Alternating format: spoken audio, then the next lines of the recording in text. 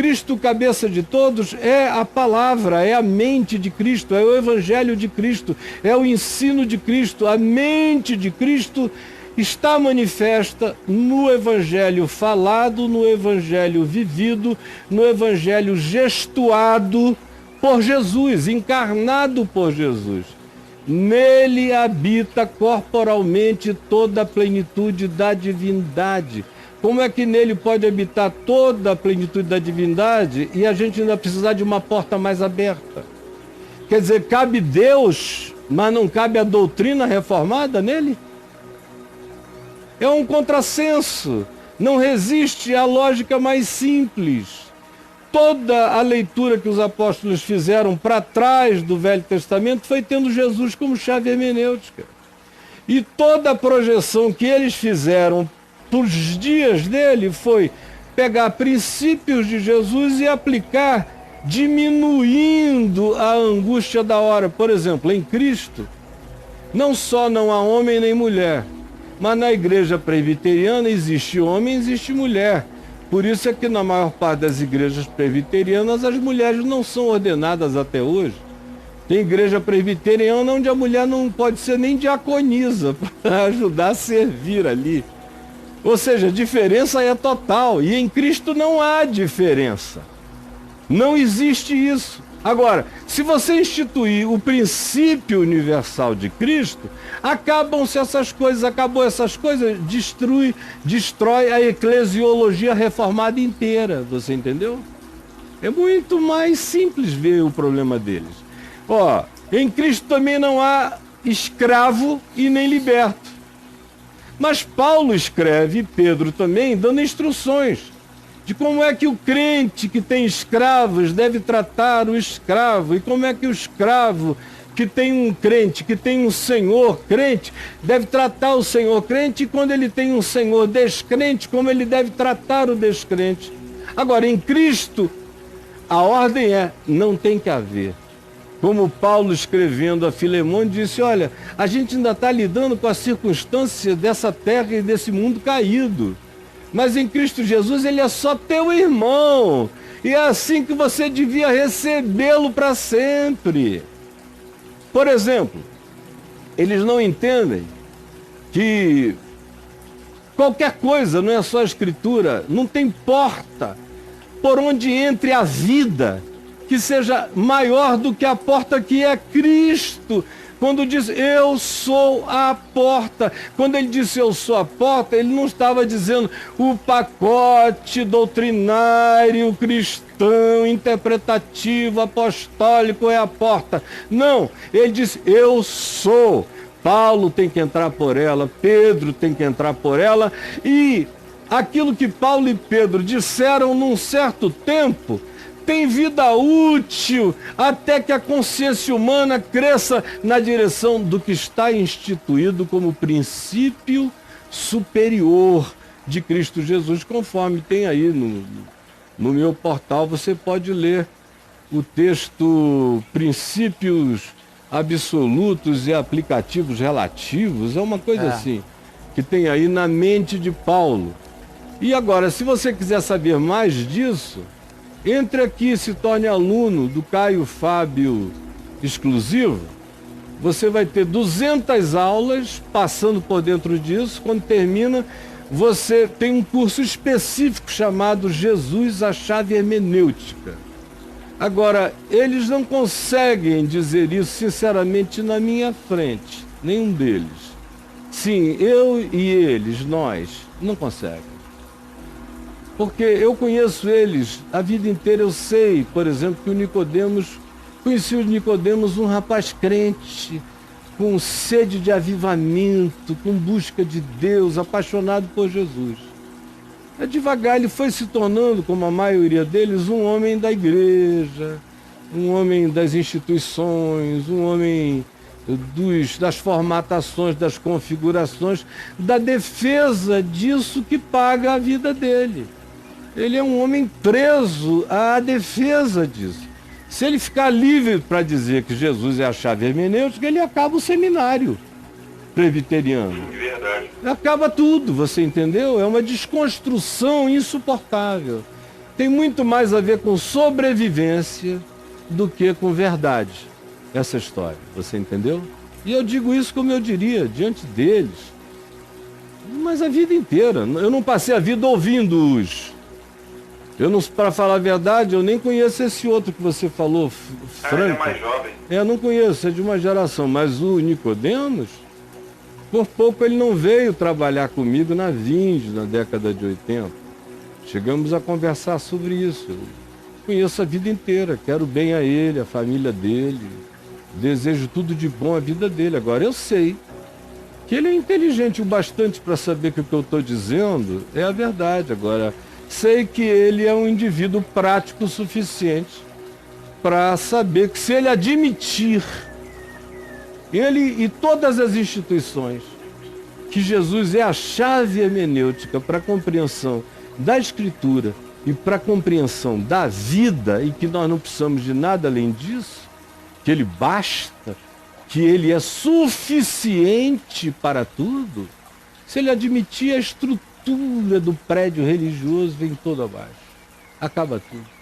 É uma questão de sobrevivência não aceitar esse fato. Entendi.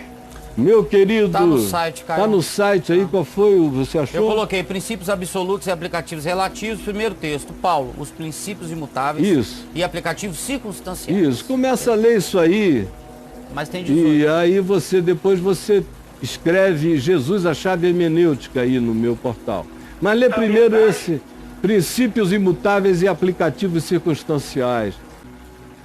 Se crido, acolhido e recebido, desmonta 98% daquilo que a gente chama de eclesiologia, igreja e negócio eclesial. Acaba.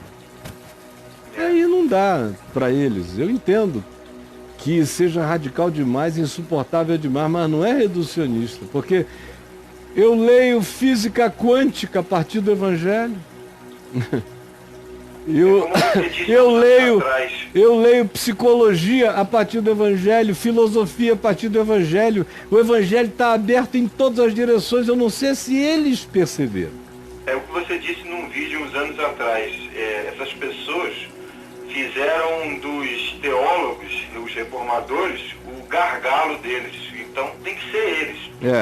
Tudo tem que passar por eles. Se não passar por eles... E aí eles ficam dizendo, isso aqui é uma tendência marciônica, isso e aquilo. Isso é um absurdo, tudo né? Bobagem, idiotice. Eu teria vergonha de ser eles. Mas um beijão para todo mundo, Deus nos abençoe. E a história tá aí, meu amigo. Daqui a 40 anos você vê o que virou fato. Isso. Que há 40 anos todo mundo vai estar estudando o fato de que Jesus é a chave hermenêutica.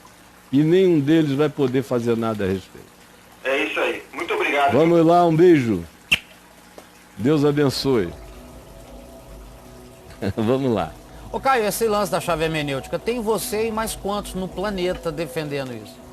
Tem, agora começou nos Estados Unidos, semana passada. Eu li um carinha lá começando a dizer uma coisa parecida. Mas ainda longe, porque o máximo que eles vão é até o fator Melquisedeque, do John Richardson, que ainda é bem antes. A coisa... deixa pra lá. Se não entenderam até aqui, tem material aí demais. Jesus, a chave hermenêutica, é só escrever. Agora, respondendo a você, quantos mais? Assim, com esse nome, ninguém. Agora, a minha mãe, que não tinha esse olhar teológico, quando meu pai disse que queria ler a Bíblia toda, e foi para o Gênesis, ele era agnóstico, ela falou, não, meu filho, esse é um livro diferente. Para a gente entender bem o princípio, a gente tem que compreender o fim. Aí abriu em Mateus e pensou, ele tem que ler de Mateus para lá, porque depois ele voltar. Sem Jesus ele não vai aguentar o Velho Testamento. Sem Jesus não vai dar para ele. O Velho Testamento se tornou um material, ele é lindo, eu adoro. Mas sou eu olhando com outros olhos que adoro. Mas eu reconheço que se botar na mão de um indivíduo tosco, livros como Levítico, Números, Deuteronômios, Josué, Juízes. O cara sai dali com um apelo belicista, violento e extremado em relação ao Senhor dos Exércitos, esmagador de cabeças de criancinhas pagãs. Não é legal pro cara. Não, claro, o Evangelho acabou com isso. Como é que Jesus não é a chave hermenêutica? Se os sacrifícios acabaram, se o templo acabou, se a ordem levítica acabou, se o derramamento de sangue acabou, tudo por causa de Jesus, e Jesus não é a chave hermenêutica. Israel perdeu a sua centralidade profético absoluta da história. Isso aí tudo é fato. Tudo isso é fato, que fato. eles admitem, que os reformados admitem. Que os reformados admitem. Então como é que não é, se tudo que era, segundo o próprio ensino reformado, deixou de ser por causa de Cristo, porque Jesus anulou não só aquelas coisas, mas anulou o olhar, mudou o olhar. Hermenêutica é um modo de olhar e interpretar, é a questão epistemológica essencial para a abordagem e a compreensão. Como não? Se ele é o verbo encarnado, qual é a porta maior que eles precisam? Cara, chega a ser herético, é que eu não ando botando esse label nas pessoas, mas que chega a ser herético e é uma declaração de diminuição de Jesus horrorosa. É anti-evangelho o que o rapaz aqui disse que eles disseram. Não estou dizendo que eles disseram porque eu não estava lá, não ouvi, para ser franco, eu não leio. Eu já vi aí alguns falando da minha abordagem há anos de Jesus como a chave hermenêutica. Eu vejo que publicam, me mandam textos deles objetando, mas você quer sinceridade? Eu nunca li para eu não me decepcionar com eles.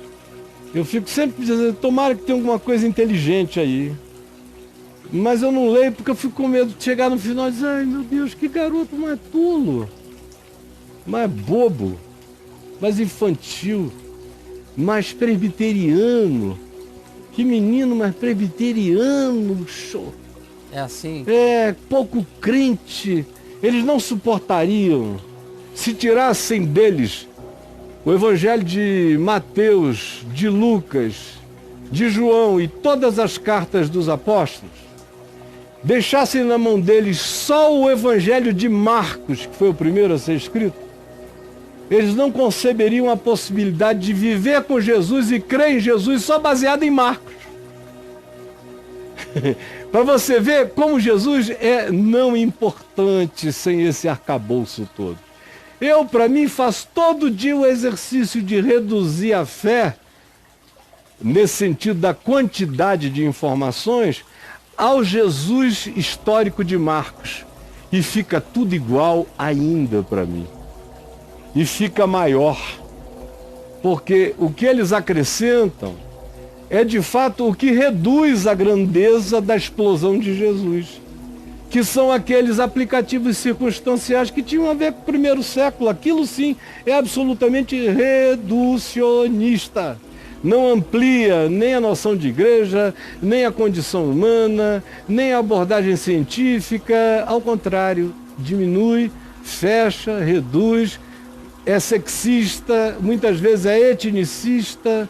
E em nome do que o rapaz falou aí, dessa história crescente da interpretação, que é a chave hermenêutica para eles vão incluindo jeitosamente aquilo que o Evangelho, puro e simples, não permitiria incluir.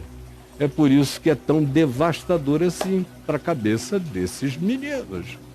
Vamos lá, Braulio. Temos 20 minutos ainda. É o que rodou hoje de manhã, o texto do Flavinho, né? Que o Flavinho leu, seu texto. que ele fala do assustador, porque é simples. E eles não aguentam, não suportam, não é porque não entendem, é porque não fica nada em pé. Entendeu? Entendi, cara. Dizer, tudo que eles chamaram de importante é reduzido a nada. Até a profissão deles acaba. O que eu digo sobre Jesus, a chave hermenêutica, acaba com a profissão da maioria deles. Como teólogos e intérpretes, acaba. Acaba tudo. Eles deviam fazer outras coisas, línguas, aprender, dedicarem-se à história, algumas outras coisas. Mas ao processo de approach interpretativo, depois que você entendeu quem é Jesus e quem são os protagonistas dos evangelhos, você entende as interações e compreende aquela época e aquele tempo, e você entra para dentro da viagem olhando a partir de Jesus, acaba tudo. Até o evento para discutir esses assuntos. Acaba, o evento não existe para esse tema. Não tem inscrição, não tem pagamento, não tem nada, não tem mais... Eles têm que virar outra coisa. Vão dar aula de filosofia, vão fazer qualquer outro negócio. Mas acaba essa história. Por isso é totalmente insuportável.